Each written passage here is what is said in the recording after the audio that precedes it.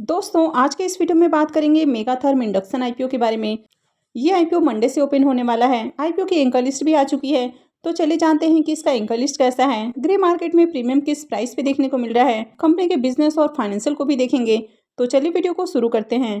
लेकिन इससे पहले कि मैं वीडियो को शुरू करूँ, अगर आप इस चैनल पर पहली बार विजिट कर रहे हैं या फिर आपने चैनल अब तक सब्सक्राइब नहीं किया है तो चैनल को सब्सक्राइब कर लें और साथ में वीडियो को भी लाइक कर दें। तो सबसे पहले शुरुआत कर लेते हैं आईपीओ के डिटेल्स से। तो ये जो आईपीओ है ये 29 जनवरी यानी कि मंडे से ओपन होगा और ये 31 जनवरी को क्लोज हो जाएगा। फेस वैल्यू 10 रुपये पर शेयर है और बुकिंग प्राइस 108 रुपये है। तो आपको हमेशा अपर प्राइस बैंड पर ही अप्लाई करना है। आईपीओ में लॉट साइज 1200 शेयर्स का है।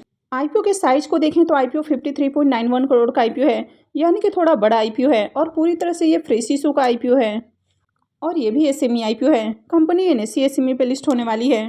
आईपीओ में रिजर्वेशन पोर्शन को देखें तो यहाँ पर क्यूआईबीज के लिए 50% का पोर्शन है, रिटेलर्स के लिए 35% और एचएनआईज के लिए 15% का पोर्शन दिया गया है। तो आईपीओ 29 जनवरी से ओपन होने वाला है, यानी कि मंडे को ओपन होने वाला है। तो ऐसे में आईपीओ एक दिन पहले एंकर इन्वेस्टर्स के लिए ओपन हो जाता है। तो इस आईपीओ में एंकर इन्वेस्टर्स की ओर से 25 जनवरी को ही बिडिंग आते हुए देखने को मिली है। तो एंकर इन्वेस्टर्स को इस आईपीओ में 14,22,000 शेयर्स ऑफर किए गए हैं, यानी कि 15.36 करोड़ का जो पोर्शन है वो एंकर इन्वेस्टर्स को ऑफर किया गया है। तो चलिए इसके एंकर लिस्ट को भी देख लेते हैं। मेगाथर्म इंडक्शन आईपीओ के एंकर लिस्ट की बात करें तो इसके एंकर लिस्ट में 6 नाम देखने को मिले हैं। तो आईपीओ का एंकर लिस्ट काफ़ी अच्छा देखने को मिल रहा है। यहाँ पर आपको मेरू इन्वेस्टमेंट फंड देखने को मिल रहा है, Bengal finance and investment private limited है, छत्तीसगढ़ इन्वेस्टमेंट फंड है, जीनिया ग्लोबल फंड है, क्वांटम स्टेट इन्वेस्टमेंट फंड और फिनेवेन्यू कैपिटल फंड देखने को मिल रहा है। तो टोटल यहाँ पर 6 एंकर इन्वेस्टर्स आते हुए देखने को मिले हैं। तो आईपीओ का एंकर लिस्ट अच्छा देखने को मिल रहा है।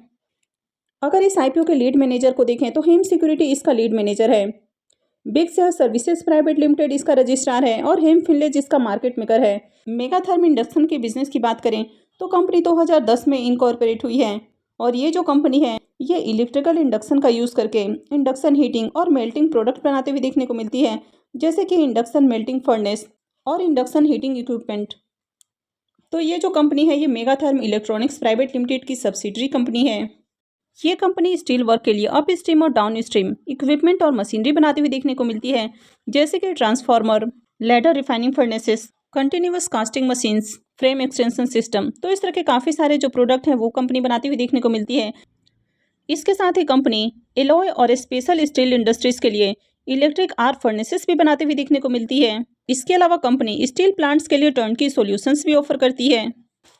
तो ये कंपनी स्क्रैप की रिसाइकलिंग, इसके अलावा कंपनी प्राइमरी स्टील प्रोडक्ट्स को मेल्ट करके आयरन ओर और स्पंज आयरन में कन्वर्ट करने का काम करती है। तो यहाँ पर आप कंपनी के कुछ प्रोडक्ट को भी देख सकते हैं कि कंपनी किस तरह का काम करते हुए देखने को मिलती है।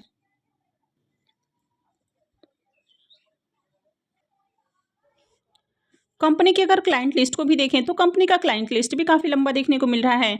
यहाँ पर आपको बहुत सारी कंपनियां देखने को मिल जाती हैं। तो इसमें आपको टाटा का नाम देखने को मिल जाता है, महिंद्रा का नाम है, वेल है, यहाँ पर भारतीय रेलवे भी देखने को मिल जाता है, एल&टी भी आपको देखने को मिल जाता है। तो अगर आप इसके लिस्ट को देखेंगे तो यहाँ पर आपको कई सारी कंपनियाँ देखने को मिल जाती हैं जो कि स्टील सेक्टर में काम करती है। इनके क्लाइंट लिस्ट में टीएमटी बार्स बनाने वाली कंपनियाँ और साथ में फॉर्गिंग कंपनियाँ भी देखने को मिल जाती हैं।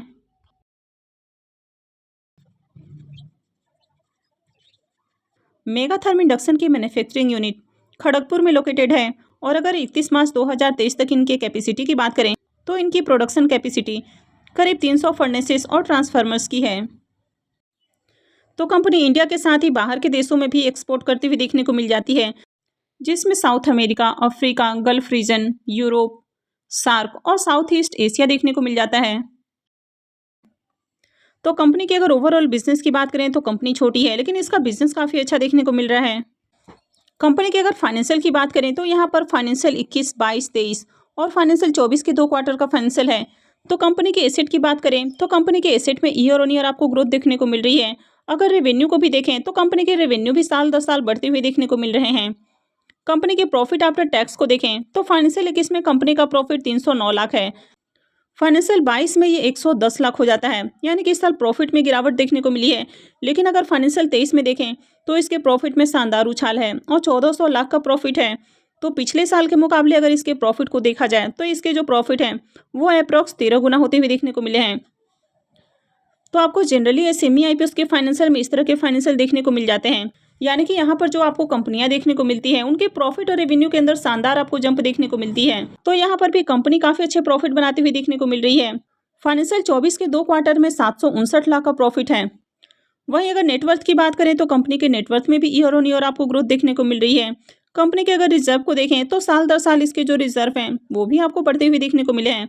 लेकिन अगर कंपनी के ऊपर डेट को भी देखें तो कंपनी के ऊपर आपको डेट काफ़ी ज़्यादा देखने को मिल रहा है। तो करंट में कंपनी के ऊपर 44 करोड़ से भी ज़्यादा डेट आपको देखने को मिल रहा है, जो कि काफ़ी हेवी डेट हो जाता है। वैसे अगर इसके डेट को छोड़ दिया जाए तो कंपनी के फाइनेंशियल बहुत ही ज़्यादा अट्रैक्टिव देखने को मिल रहे हैं। तो इस कंपनी का मार्केट कैप 203 करोड़ का देखने को मिल रहा है, यानी कि बहुत ही छोटी कंपनी है। आरओई और आरओसी को देखें तो ये दोनों ही अच्छे हैं। डेट टू इक्विटी रेशियो 1.67 का है, तो कंपनी के ऊपर आपको डेट थोड़ा ज़्यादा देखने को मिल रहा है। और कंपनी आईपीओ से जो फंड रेज करेगी तो उसे कर्ज का भुगतान नहीं करने वाली है, तो आगे भी ये जो डेट है वो कंटिन्यू रहने वाला है। रिटर्न और नेटवर्थ को देखें तो ये भी बढ़िया है। अगर आप इसके पी मल्टीपल को देखें तो इसका पी मल्टीपल 10.68 का है। तो यहाँ पर आईपीओ आपको रिजनेबल प्राइस के अराउंड आते हुए देखने को मिल रहा है। तो आईपीओ के ऑब्जेक्टिव की बात करें तो सबसे पहला ऑब्जेक्टिव हो जाता है कि कंपनी अपने फैक्ट्री के सेट्स के ऊपर खर्च करने वाली है। इसके अलावा प्लांट्स और मशीनरी के इंस्टॉलेशन पर खर्च करने वाली है। सेकंड हो जाता है वर्किंग कैपिटल रिक्वायरमेंट्स और थर्ड हो जाता है जनरल कॉर्पोरेट पर्पस। कंपनी में प्रमोटर्स की होल्डिंग को देखें तो कंपनी में प्रमोटर्स की होल्डिंग 98.92% है और आईपीओ आने के बाद प्रमोटर्स की होल्डिंग 72.71% रहेगी। आईपीओ में लॉट साइज की बात करें तो आईपीओ में 1200 शेयर्स का लॉट होने वाला है और एक लॉट के ऊपर इन्वेस्टमेंट अमाउंट 1,29,600 रुपये रहेगा।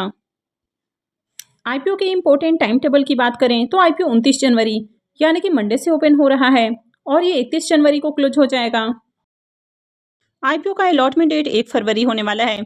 रिफंड डेट 2 फरवरी रहेगा। क्रेडिट डेट भी 2 फरवरी रहने वाला है और आईपीओ की लिस्टिंग 5 फरवरी को होने वाली है। तो चलिए अब इसके प्रीमियम देख लेते हैं और उसके बाद जानेंगे कि इसमें अप्लाई करना है या फिर नहीं करना है। मेगाथर्म इंडक्शन आईपीओ के प्रीमियम को देखें तो इसका प्रीमियम अभी 75 रुपीज़ के ऊपर देखने को मिल रहा है और आईपीओ में 1200 शेयर्स का लॉट है।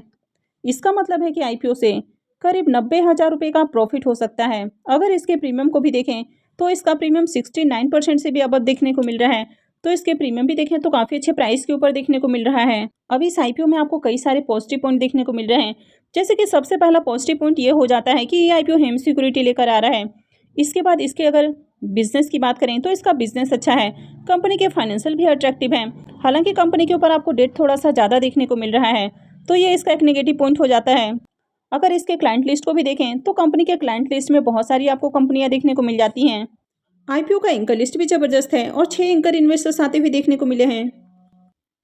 तो ओवरऑल देखें तो आईपीओ काफ़ी बढ़िया देखने को मिल रहा है। तो इस आईपीओ में अप्लाई किया जा सकता है, लेकिन किसी भी आईपीओ में अप्लाई करना है या फिर नहीं करना है ये पूरी तरह से आपका अपना डिसीजन होना चाहिए।